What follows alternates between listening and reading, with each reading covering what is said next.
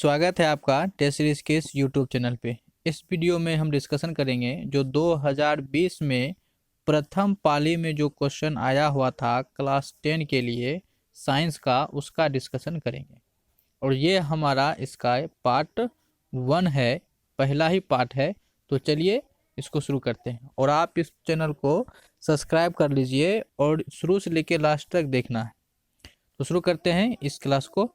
तो हमारा first question है, कौन सबसे कम अभिक्रियाशील धातु है? तो ये चार ऑप्शन में से बताना है कौन सबसे कम क्रियाशील है। तो ऑप्शन इसका बी राइट आंसर हो जाएगा। ये आपका तभी ये बनेगा जब आपको जो क्रियाशील श्रेणी है, जो आपका क्रियाशील श्रेणी समूह है, वो समूह आपको याद होना चाहिए। तो आप उसको याद कर लीजिए, काफ़ी बेनिफिट होगा। क्वेश्चन नंबर 2 है, कार्बन की परमाणु संख्या कितनी होती है? तो सबको याद होगा, कार्बन की परमाणु संख्या 6 होती है और कार्बन का संकेत C होता है। इलेक्ट्रॉनिक विन्यास की बात करें तो 2 4 हो जाएगा। तो कार्बन की संयोजकता कितनी होती है? 4, और संयोजी इलेक्ट्रॉन भी 4 होती है। ठीक है, बात कर लेते हैं 8 किसकी है? तो ये आपका ऑक्सीजन का है। 11 किसका है? तो ये आपका सोडियम की परमाणु संख्या है। और 9 किसका है? तो ये आपका फ्लोरीन का परमाणु संख्या है। ठीक है, बढ़ते हैं नेक्स्ट क्वेश्चन की तरफ। क्वेश्चन नंबर 3, असंतृप्त हाइड्रोकार्बन में जिनमें कार्बन कार्बन परमाणु के बीच त्रिआबंध होते हैं, यानी कार्बन के बीच कितने होते हैं? त्रिआबंध होते हैं, उसको क्या कहते हैं? तो हम उसको एल्काइन कहते हैं। क्या कहते हैं? एल्काइन। ऑप्शन हमारा बी राइट आंसर हो जाएगा।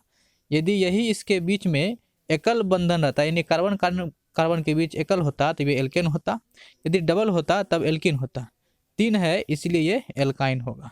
ठीक है, बढ़ते हैं नेक्स्ट क्वेश्चन की तरफ। तो क्वेश्चन नंबर 4 हमारा है, एथेनॉल के क्रियाशील मूलक का सूत्र क्या है? तो एथेनॉल का पूछा है तो क्या हो जाएगा? ये आपका ऑप्शन ए OH एल्कोहल, ये एथेनॉल का क्रियाशील मूलक हो जाएगा। ठीक है, क्योंकि ये एथेनॉल क्या होता है? ओल है, तो ओल में क्या होता है? OH होता है, एल्कोहल। मौखिक बात कर लेते हैं, जैसे कि CHO का, ये किसका है? ये आपका एल्डिहाइड का है। और ये जो आपका है COOH, ये किसका है? ये कार्बोक्सिलिक एसिड का है। किसका है? कार्बोक्सिलिक एसिड का है। ये किसका है? CO, तो ये आपका कार्बोनिल ग्रुप का है। किसका है? कार्बोनिल ग्रुप का। तो समझ गए, तो इसका आंसर हो जाएगा हमारा ए। क्वेश्चन नंबर 5, वैद्युत प्रतिरोधकता का ऐसा मात्रक क्या होता है? देखिए, ये प्रतिरोध नहीं पूछा है, आपका प्रतिरोधकता पूछा है। ठीक है, तो यहाँ पे बच्चे लोग कन्फ्यूज हो जाते हैं, तो आप ध्यान रखिए, ये आपसे प्रतिरोध नहीं पूछा है, प्रतिरोधकता पूछा है, इसीलिए इसका राइट आंसर होगा ओम मीटर। ऑप्शन डी इसका राइट आंसर होगा। प्रतिरोध, केवल प्रतिरोध पूछता तब ओम होता, लेकिन ये पूछा है प्रतिरोधकता, इसीलिए ऑप्शन डी पर ओम मीटर इसका आंसर होगा। क्वेश्चन नंबर 6, निम्नलिखित में कौन विद्युत का सबसे अच्छा चालक होता है? तो सबको पता है कौन होता है? चांदी सबसे अच्छा चालक होता है। ठीक है, बढ़ते हैं question number next. Question number 7 है, विद्युत धारा के चुंबकीय प्रवाह की खोज किसने किया था? तो विद्युत धारा का जो चुंबकीय प्रवाह खोज था वो ओस्टर ने किया था। 1820 ईस्वी में इन्होंने खोज किया था। तो इसका राइट आंसर क्या हो जाएगा? Option B. क्वेश्चन नंबर 8, विद्युत मोटर परिवर्तित करता है। तो विद्युत मोटर किसको परिवर्तित करता है? विद्युत ऊर्जा को यांत्रिक ऊर्जा में। तो ऑप्शन कहाँ है? विद्युत ऊर्जा, यांत्रिक ऊर्जा। ऑप्शन डी इसका राइट आंसर हो जाएगा, ऑप्शन डी। ठीक है, और इसी में आता है एक विद्युत जनित्र। विद्युत जनित्र ये क्या करता है? या डायनेमो इसी को कहते हैं, डायनेमो। ये क्या करता है? यांत्रिक को विद्युत में बढ़ जाएगा, ये वाला ऑप्शन। यानी कि ऑप्शन जो ए है ये आपका जनित्र यानी कि डायनेमो के लिए है, जबकि क्वेश्चन के अनुसार हमारा ऑप्शन डी होगा राइट आंसर। ठीक है, बढ़ते हैं next question.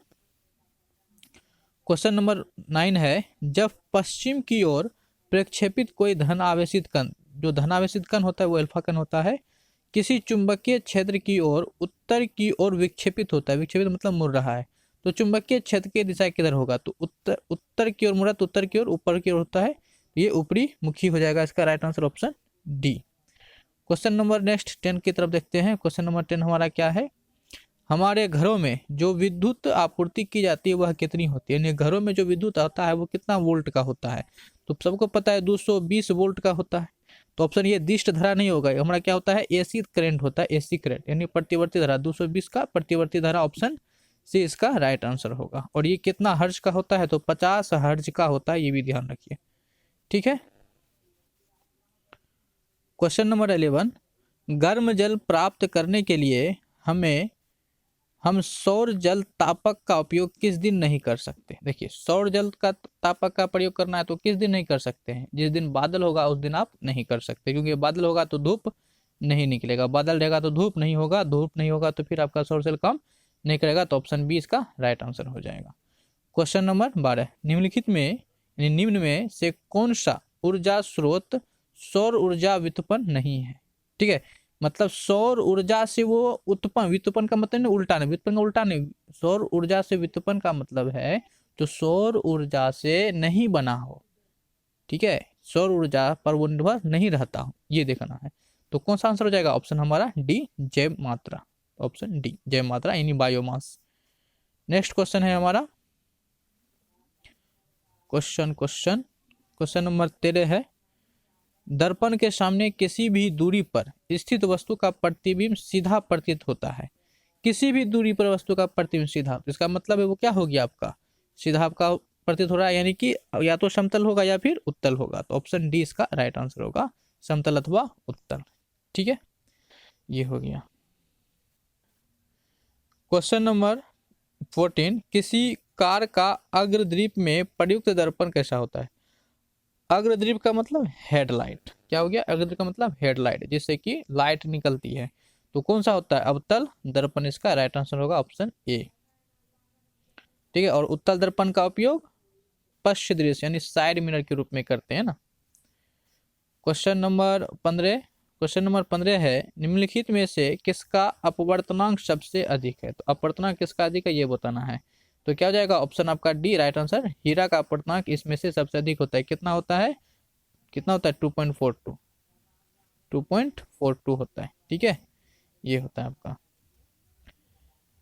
Question number next, फिर से मोबाइल काम करना बंद कर दिया है।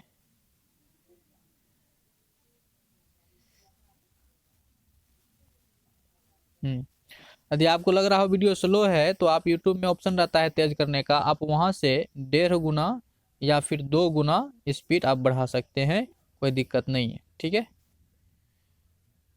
क्वेश्चन नंबर 16, निम्नलिखित में किस लेंस को अभिसारी लेंस कहते हैं। अभिसारी लेंस कहने का मतलब क्या है कि ये प्रकाश किरणों को क्या कर देते हैं, एक बिंदु पर मिला देते हैं, तो ऐसा किस में होता है, तो ऐसा उत्तल लेंस में होता है, ऑप्शन ए इसका राइट आंसर हो जाएगा।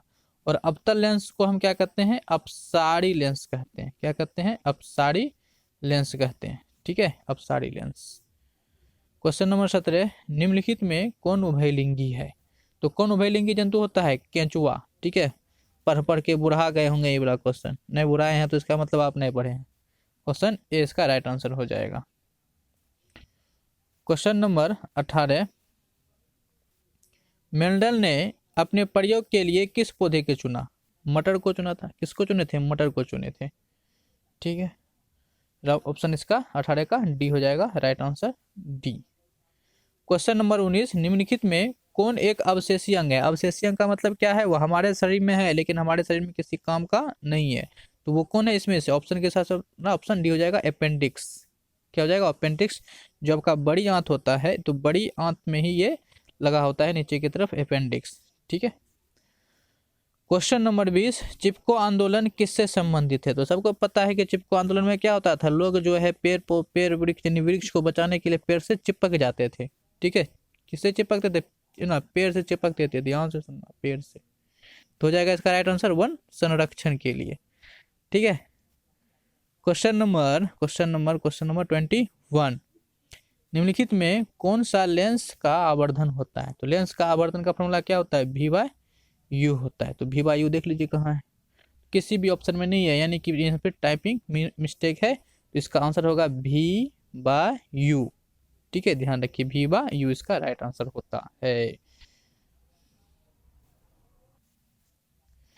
क्वेश्चन नंबर 22, निम्नलिखित में कौन रंगीन भाग, नेत्र का रंगीन भाग होता है। तो नेत्र का रंगीन भाग कौन होता है, आइरिस। कौन होता है, आइरिस। और आइरिस को हिंदी में क्या कहते हैं, परितारिका कहते हैं। क्या कहते हैं, परितारिका। तो राइट आंसर हो जाएगा ऑप्शन सी, परितारिका।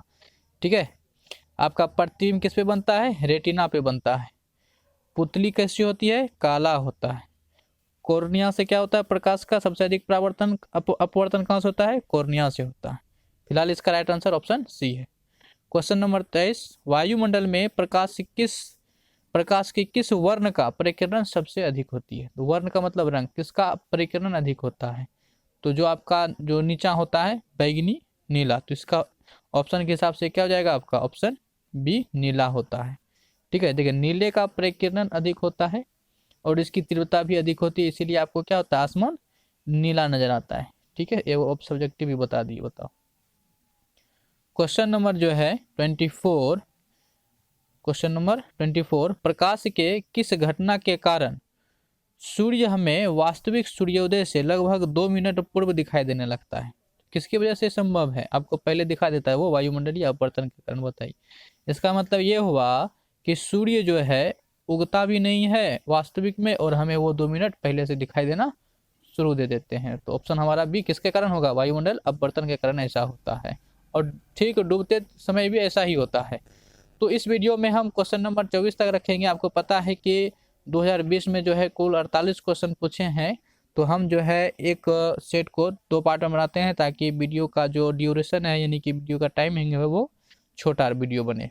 ठीक है, तो ठीक है, मिलते हैं नेक्स्ट वीडियो में। तब तक के लिए बाय बाय। और चैनल पे नए हो तो सब्सक्राइब कर लीजिए, पसंद आया है तो लाइक कर दीजिए, और अपने दोस्तों के साथ जहाँ तहाँ यानी कि जहाँ तहाँ मतलब टेलीग्राम, व्हाट्सएप और फेसबुक है ना, सब क्या कीजिए, शेयर कर दीजिए। तो मिलते हैं नेक्स्ट वीडियो में, तब तक के लिए जय हिंद, बाय बाय।